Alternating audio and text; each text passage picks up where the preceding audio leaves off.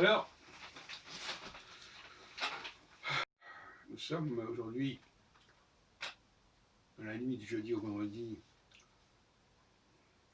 24 septembre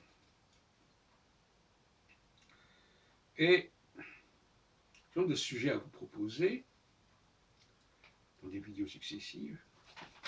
Je vais revenir d'abord sur la question de la perturbation quand un processus ne peut pas se développer normalement et logiquement.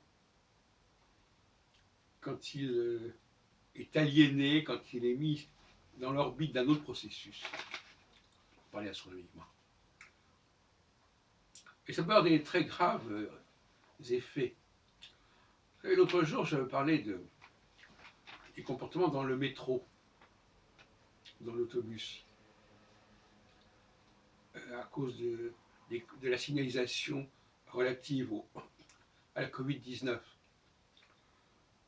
partir du moment où quelqu'un n'est pas assis à la place qui est prévue, parce qu'il y en a de moins en moins, mais enfin actuellement c'est encore le cas, en certains moments, et bien quand quelqu'un n'est pas assis à la bonne place, ça perturbe le système.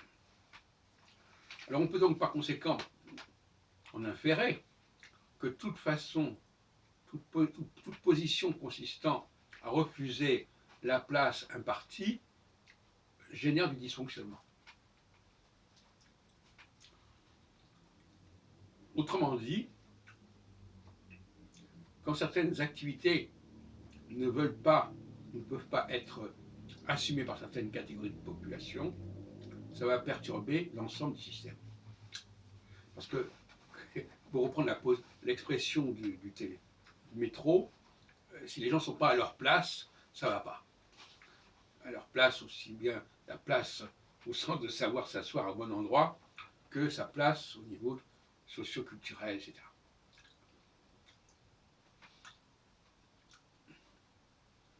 Je simplifierai les choses en disant que le grand problème, c'est l'interface entre l'homme et la machine. C'est le problème existentiel par excellence, beaucoup plus que les problèmes qui ont été posés par des gens comme Camus sur l'absurdité de la vie, etc., etc. Le grand problème, c'est notre rapport à la machine. C'est fondamental. Et il y a des activités d'interface, c'est-à-dire où il faut des personnes qui fassent la jonction entre le haut et le bas, entre ce qui est complètement éloigné de la machine et ce qui est asservi au service de la machine. Ce rôle d'intermédiaire est absolument essentiel, comme celui de traducteur, par exemple, de truchement. Et la femme a ce rôle, à mon avis, et quand elle refuse d'assumer ce rôle, ça crée du dysfonctionnement. Par exemple, quand un des boulots féminins était celui de la sténodactylo, elles étaient justement dans cette interface. L'homme parlait, la femme notait en sténo, et ensuite tapait à la machine. À partir du moment où elle ne joue plus ce rôle, c'est en quelque sorte l'homme qui est directement en rapport avec la machine.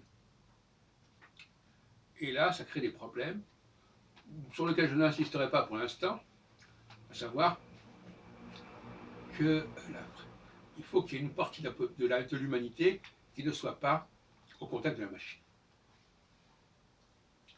Pour la bonne gouvernance de l'ensemble de l'humanité.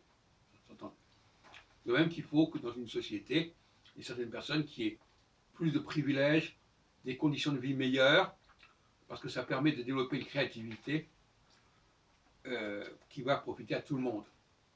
Vouloir que tout le monde soit dans le même bain, ça se fait aux dépens de cette énergie créative qui va ruisseler. Donc ce n'est pas très bon. Il faut comprendre que si je porte atteinte à ceux qui sont porteurs d'une certaine énergie, eh bien je me prive moi-même de cette énergie. Voilà, donc la femme a sa place quand elle est dans l'interface. entre l'homme et la machine, parce qu'elle-même est en quelque sorte un mélange des deux. On voit au chapitre 2 de la Genèse, c'est-à-dire que la femme est